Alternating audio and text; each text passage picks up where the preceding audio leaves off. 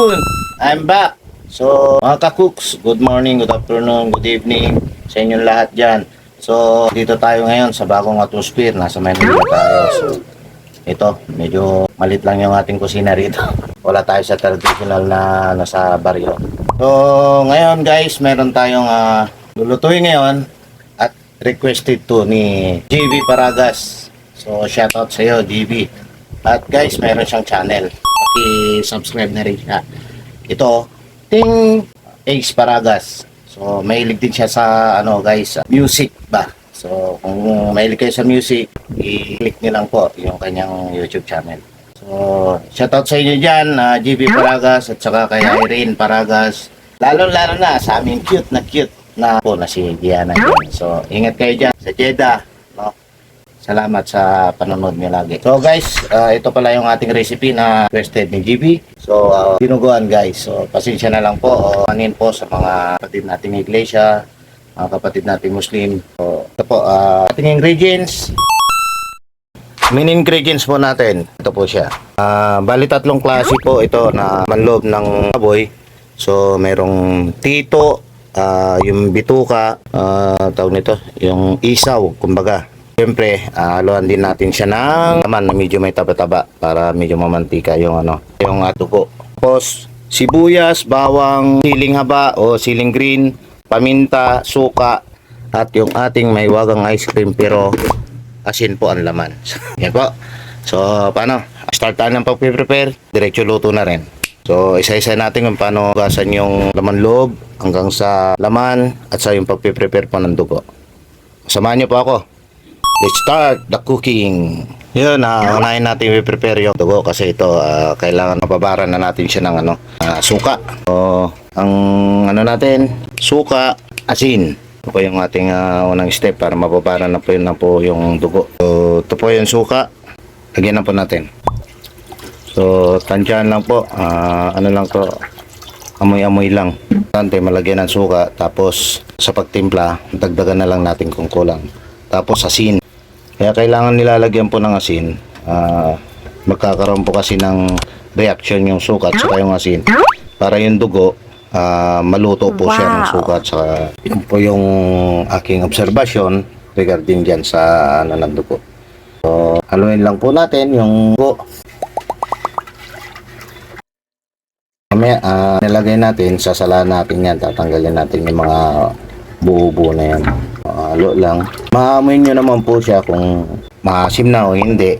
Kung kulang pa, pwede pa naman po siyang dagdagan. Tapos mamaya pagluto, man na lang. Dagdag na lang siya ng asin or suka kung kulang pa. Ayan, pwede na natin iset aside to. Kasi may sukat asin na siya. Guys, tingnan nyo, nagbago yung itsura niya. Kasi dahil dun sa suka nga. So, lulutuin na niya yung dugo niyan. Next natin, so yun so gasan na natin to, prepare na natin lahat to. Gasan lang natin po yung ating karnihan. Ayan na, sit aside muna natin siya. So, next natin, yung bituka. So itong bituka medyo mabusisi, medyo matagal yung proseso nito sa paglilinis guys. Lalong lalo na ito. Ito, isa-isa ko silang nililinis, kumbaga hindi ko sila pinaghahalo. Kasi alam niyo naman yung bituka, iba-iba yung nila. So inuuna ko tong malaki. Ito yung bituka talaga na panoorin nyo guys kung paano linisan para sa ganon hindi nyo maamoy yung hindi magandang amoy niya. Iwasan muna natin. Uwas lang. Guys, pag medyo malinaw na siya, doon sa so okay na. Ang next step niyan guys, tiin natin. Kasi nasa loob niyan, ganyan. Buo kasi siya daw. So, kailangan natin siyang hatiin. Para yung nasa loob, maugasan natin ng ayos. Medyo mabusisi lang guys ang pagluluto ng dinuguan. No? Pero, worth it naman. Mabibili nyo sa palengke guys, ito nakabaliktad na kasi. Pinabaliktad na nila doon. Pero, mas maganda pa rin pagkain natin. Para makita natin at malinisan natin maigi. So yun, okay naman yung nabili natin. Medyo malinis naman, no? Kasi yung iba medyo marumi. marumi, natanggal. Ayan lang, tuloy-tuloy lang natin yung pagbibiyak. No?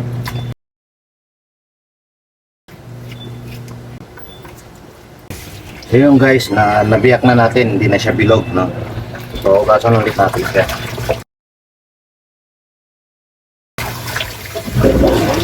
Ako kasi guys, ang ginagamit ko pang hugas dito para matanggal yung amoy o lansa, ginagamitan ko rin siya ng asin guys. Asin. Mas lamasin lang. Yun. Pagkalamas, subatan. May amoy pa rin, no? Asin ulit. Tapos, lagyan natin ng suka. Lamas-lamasin lang natin pagka lagyan ng suka. Ayan. Continuous lang natin na gawin ng ganito. Asin, suka, hanggang sa mawala yung amoy. Maamoy naman natin guys kung pwede na siya o hindi. Yun, amoy pa no guys. So, lagyan lang natin ulit ng asin, tsaka suka. Kailangan matagal lang talaga linisin ng bituka guys. Okay, lamas lang. Kailangan natin hugasan maigi para walang amoy yung ating niluluto. So, okay na siya guys, okay na.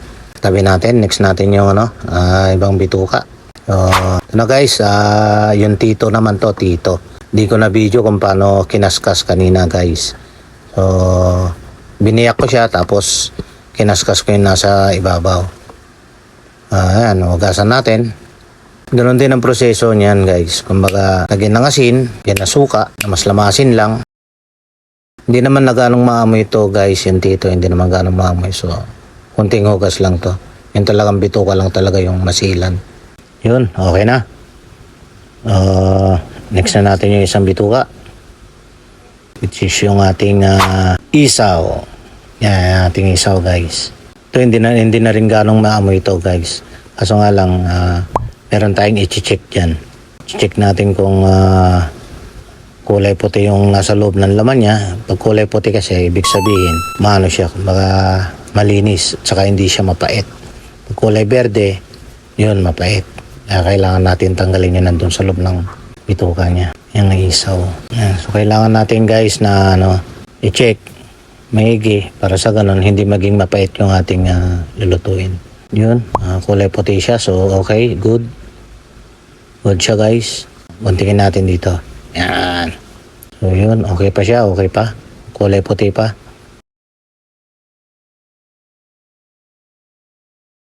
Yun, good yun. Kulay puti yung nasa loob nun guys. So, kulay puti. So, hanapin natin. Kailangan natin biyakin. Yun guys, medyo may verde-verde na siya, no? Pero good pa yan. Hanapin natin kung hanggang saan yung verde nun. Bali, dalawa yung may verde guys. Yun ang tatanggalan natin yung sa loob. Tapos natin sa gripo guys para matanggal yung nasa loob niya. Running water. Yun kung nakita nyo, yun, tanggal na yun. Ilabas na yun nandun sa loob ng bituka. Isaw. So yan na yung isa. Same pa rin. Kailangan natin itutok sa gripo para sa running water. Para matanggal yung nasa loob. Ang busisi lang guys, paano maglinis ng bituka. So, pag naluto mo, worth it naman guys. So guys, ganun pa rin, no? Lagyan pa rin natin siya ng asin, saka suka. Pantanggal amoy kasi, sa kalansa yun guys. So yun, medyo malinaw na siya guys. Ayun, okay na. Prepare na natin yung ating pagpapakuluan guys. Kailangan natin pakulo yung ating mga bituka. Pagsama-samahin na natin. Ayun. Sama-samahin na natin guys. Kasi malinis naman na sila eh. Hindi na sila mag-ano ng amoy. Iisa na yan. Kama na rin natin yung ating laman dyan na may taba-taba. Yun guys, nakasalang na. Antayin natin lumambot yung palambutin natin yung bituka at saka karne para mahiwa-hiwa na natin. Habang papakulo tayo, ingredients natin na sibuyas, bawang, Prepare na natin guys.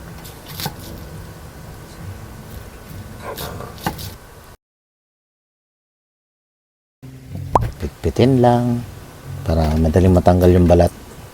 Kasi pag binabalatan na buo guys, mahirap eh.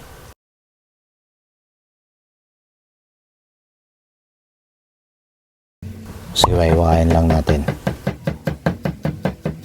Yun, okay na. So, next natin, sibuyas.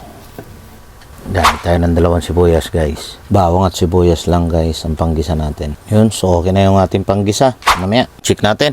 Ano na yung status ng ating pakulo pa lang guys. Palambutin lang natin. So yun, check na natin. O malambot na. Malambot na yung ating karne. Pwede na natin hanguin para palamigin. So yun, nahangon na natin. Waiting lang tayo na medyo lumig. Mainit pa guys, mainit pa. Yan, pwede na. Pwede na natin umpisa maghiwa. Ang paghiwa pala nito guys, medyo katamtaman lang ang liit tsaka laki para di naman madurog pag ginisa natin. Hindi naman siya daong pino, yung sakto lang. Maproseso ang guys, pagluluto ng diniguan, lalo na pag bituka. Tagal din maghiwa mga guys. Parte-parte pala yung guys, yung resto ng ating mga bituka para sa paggisa natin hindi sabay-sabay. Unahin natin yung bituka sa sa laman loob.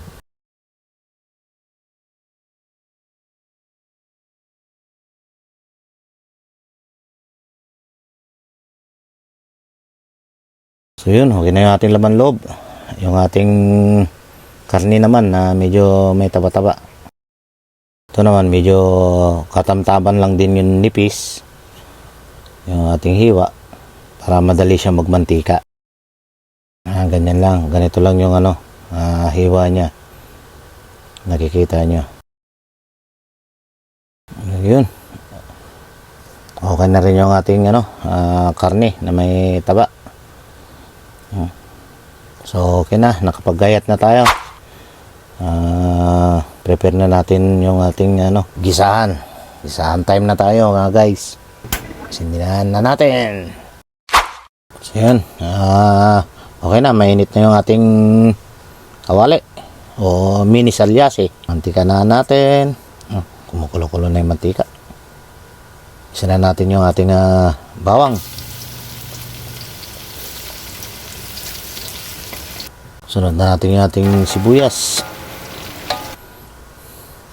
Medyo lutuin lang natin yung ating panggisa guys para yung ating niluluto medyo tumagal kahit na hindi basta-basta mapanis. So yun, okay na. Lagyan na natin yung ating karne. Medyo pamantikain muna natin ng konti guys. Yun, takpan muna natin. Bilis. Yun medyo nagmamanti-mantika na siya. Takpan muna natin guys. Yun. So medyo dumidikit guys. Yan guys, pagka ganyan kuha tayo ng konting tubig. Yan. Para matanggal yung kasi pagka pinabayaan natin yan guys, yung nanikit masusunog. Yung ating niluluto, magiging mapait ang kakalabasan nun. Tanggalin lang natin yung dumikit.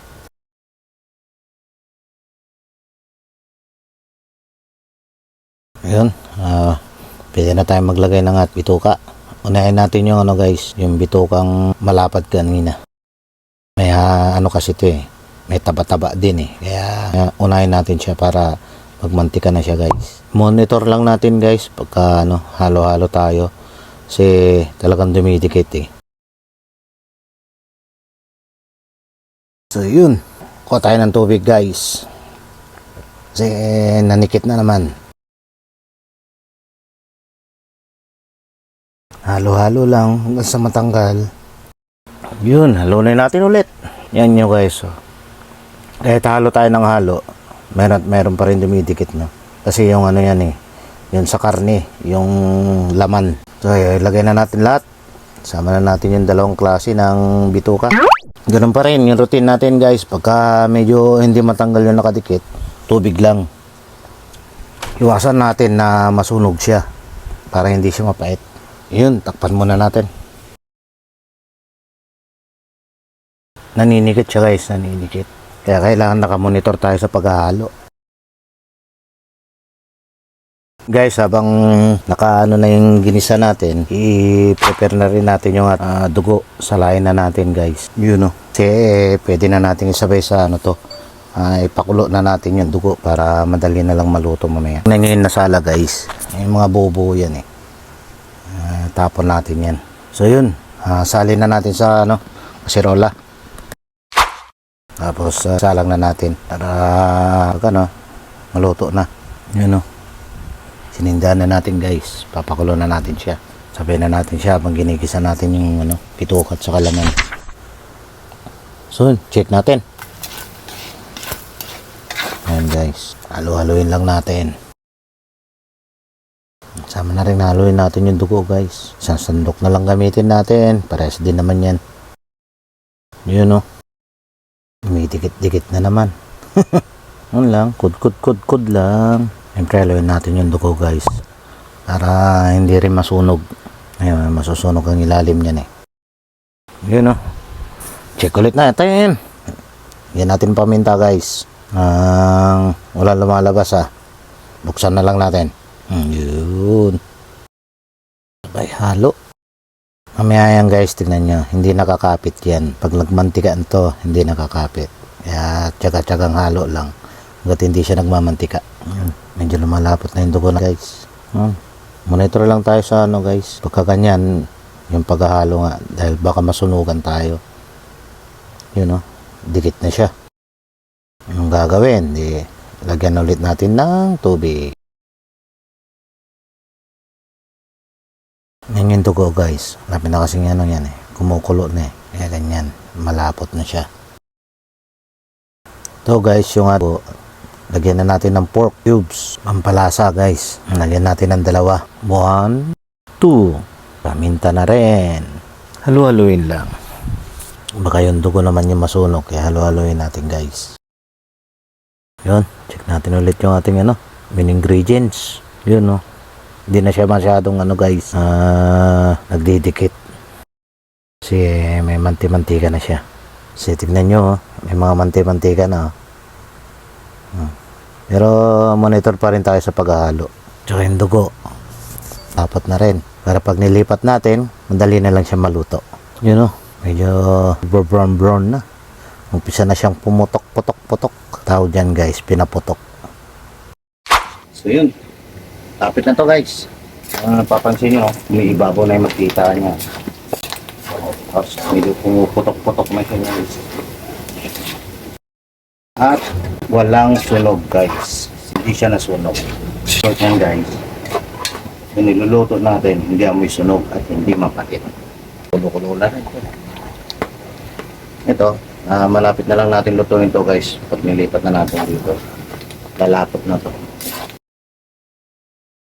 Kunti pa to. Pwede na to guys, pwede na. Hindi nangyayalo yung dugo. So bago dyan guys, maghihiwalay tayo ng gagawin tayo dyan mamaya. Yun. Okay na to. Gusto naman, lipat na natin doon. Tapos na natin guys.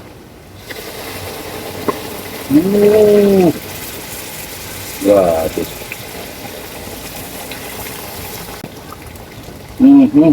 Lahat na natin. Lutuin lang natin to guys hanggang lumapot. Lagyan natin ng pampalasa. Pampalasa ni Magic Sarap guys. Huwag naman lasa. Kalate. Gawin na natin ulit. Yun. Malapit na to guys. Malapit na. So, matagal lang yung ating ngayon video kasi maraming proseso to. Sa paglilinis pa lang, sa paghiwa guys. Sana mapanood nyo ito hanggang sole para makita nyo yung Mga hindi pa nakakapag-subscribe yan, subscribe na. Oh guys, okay na to, okay na. Ang gagawin natin, guys, to yun oh. Yung hiniwalay ko kanina. Ngayon natin ilalagay ito guys. Siya na over. Kumbaga ito, crispy pa rin. Yun.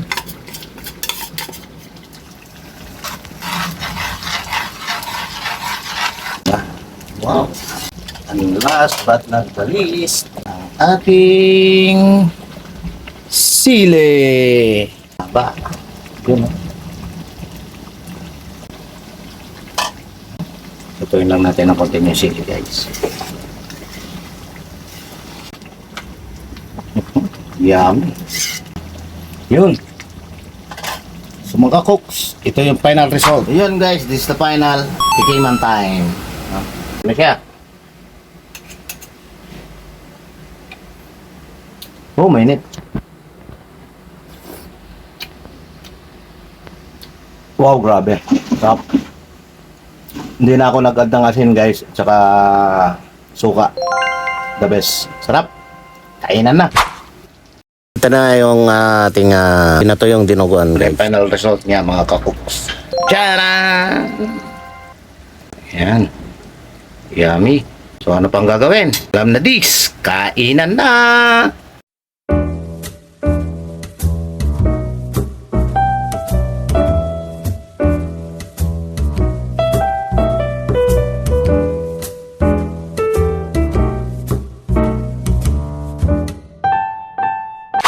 Yun, salamat.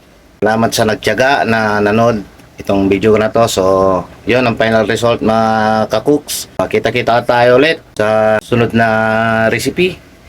Ingat po kayo lagi at God bless. So, yung mga hindi pa nakapag-like, subscribe dyan. Like na kayo, mag-subscribe na kayo para sa ganun mapanood nyo yung mga video na aking ginagawa. So, pindutin nyo na rin yung bell para sa notification. Thank you guys. God bless po. Ingat po kayo lahat.